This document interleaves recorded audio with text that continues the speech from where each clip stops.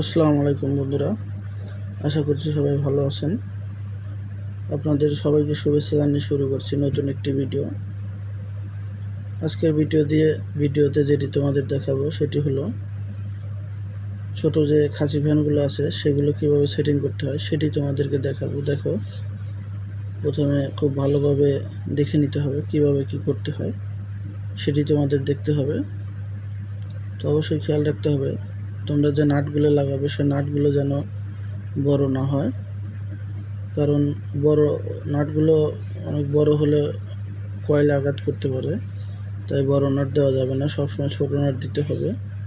অবশ্যই এগুলোর nut extra কিনতেই পাওয়া যায়, খুব ভালোভাবে সেটিংয়ের সাথেই দিয়ে দেয়, তাই এটি তোমাদেরকে খেয়াল রাখতে হবে। কোনো কাজই কঠিন নয়, সব কাজই সহজ, শুধু নিজের মনটাকে শক্ত রাখতে হবে এবং দেখতে হবে খুব ভালোভাবে কী কী করা লাগে, সেটাই দেখানোর চেষ্টা করা হচ্ছে তোমাদেরকে। দেখো কিভাবে সেটিং করতে হয়। এটা নিত্য প্রয়োজনীয় একটি জিনিস, গরমের আরামদায়ক। এটাকে ল্যাংটা ফ্যান বলে বা খাসি ফ্যান বলে।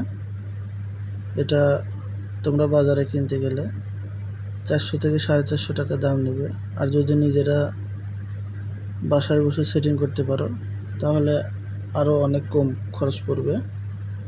তো তাই ভিডিও দেখে যদি তোমরা নিজেরা সেট করতে পারো তাহলে মনে করা যাবে যে আমার ভিডিওগুলো ছাড়া সার্থক। দেখো কিভাবে সেট করতে হয়। আর এগুলো শিব ইলেকট্রনিক্সে বিক্রি করা হয়। দেখো বন্ধুরা কিভাবে ফ্যানগুলো সেটিং করা হচ্ছে। অবশ্যই ভিডিও ভালো লাগলে একটি লাইক দেবে, আর কোনো মতামত থাকলে অবশ্যই কমেন্ট বক্সে জানাবে। দেখো বন্ধুরা কিভাবে ফ্যানগুলো সেটিং করা হচ্ছে। তোমরা চাইলে নিজেরাও সেটিং করতে পারবে। ভিডিও দেখে দেখে হোক আর যেভাবে হোক, কাজগুলো তেমন খুব কঠিন কাজ নয়, খুবই সহজ কাজ, সিম্পল কাজ। মানুষ চাইলে সবই পারে, নিজের ইচ্ছা শক্তিটুকু থাকলেই হবে। দেখো কিভাবে সেট করতে হয় ফ্যানগুলো, খুব ভালোভাবে খেয়াল রাখবে।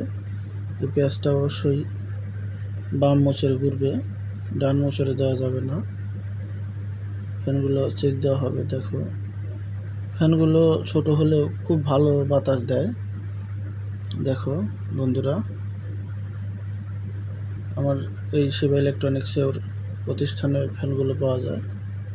দেখো বন্ধুরা, এরপরে মোটর একটা পরীক্ষা করা হবে। তো অবশ্যই ভিডিওগুলো ভালো লাগলে একটি লাইক দিবে। ভিডিওটি দেখার জন্য সবাইকে অনেক অনেক ধন্যবাদ। আল্লাহ হাফেজ।